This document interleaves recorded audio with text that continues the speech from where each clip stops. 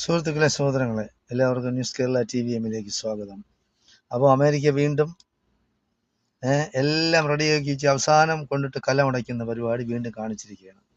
സമാധാനമുണ്ടാവുന്നു, ജനങ്ങളെല്ലാം സന്തോഷത്തിലായിരുന്നു, രാജ്യങ്ങളെല്ലാം വളരെയധികം സാമ്പത്തികമായ അവരുടെ ബുദ്ധിമുട്ടുകളെല്ലാം ഉണ്ടായിട്ട് ഇപ്പോൾ നിങ്ങൾക്കറിയാം, ഇന്ത്യയിൽ തന്നെ പെട്രോളിന് വില കൂടി, ഗ്യാസിന് വില കൂടി, ജനങ്ങൾ ദുരിതത്തിലാണ്. ബാക്കിയുള്ള രാജ്യങ്ങളിൽ ഇതാണ്.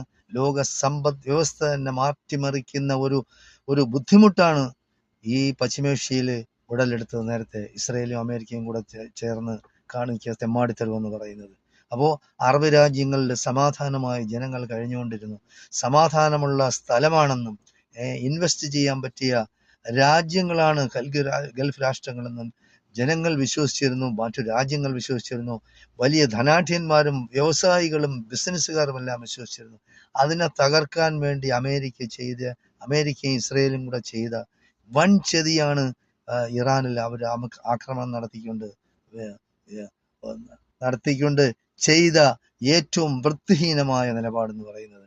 അപ്പോൾ ഇപ്പോൾ വീണ്ടും ഒരേ സമയം തന്നെ സമാധാന ചർച്ചകൾ മുന്നോട്ട് പോവുകയും അതേസമയം തന്നെ ചതിക്കുഴി, അതായത് എവരെ വിശ്വസിക്കാൻ കൊള്ളൂല എന്ന് നമ്മുടെ സൃഷ്ടാവ് തന്നെ പറഞ്ഞിട്ടുള്ളതാണ്. ഈ യഹൂദന്മാരെയും ഇവരെയും അമേരിക്കയെ ഉൾപ്പെടുന്ന ബാക്കി പാശ്ചാത്യ രാജ്യങ്ങളെ വിശ്വസിക്കാനേ പാടില്ല.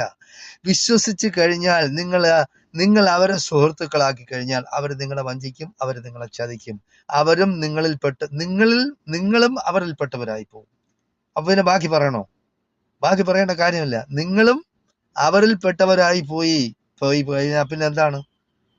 അപ്പൊ ധിക്കരിക്കരുത്. സ്വന്തം സൃഷ്ടാവിനെ നിങ്ങൾ ധിക്കരുത്. യാതൊരു കാരണവശാലും നിങ്ങൾ അവരെ വിശ്വസിക്കുകയേ ചെയ്യരുത്. അവർ ചതിക്കും, അവർ വഞ്ചിക്കും. ഇപ്പൊ നിങ്ങൾക്കറിയാം, ഇസ്രായേലുമായിട്ട് പല ഗൾഫ് രാഷ്ട്രങ്ങളും സൗഹൃദ ഉടമ്പടി ഉണ്ടാക്കാനായിട്ട് രഹസ്യമായിട്ട് ശ്രമിക്കുന്നുണ്ട്. ആവശ്യമില്ലാത്തതാണ്. കാരണം ഇസ്രായേൽ എന്ന് പറയുന്നത് ഗ്രേറ്റർ ഇസ്രായേൽ എന്ന് പറയുന്ന ഒരു ഭൂപടമൊക്കെ ഉണ്ടാക്കി വെച്ചുകൊണ്ടിരിക്കുകയാണ്.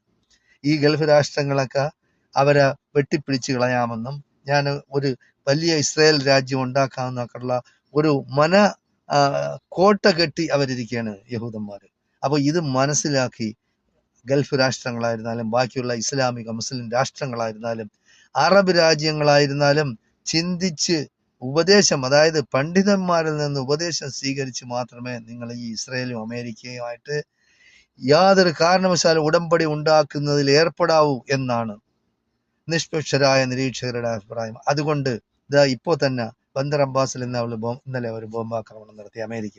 ഒരേ സമയം സമാധാന ചർച്ചകൾ മുന്നോട്ട് കൊണ്ടുപോകും.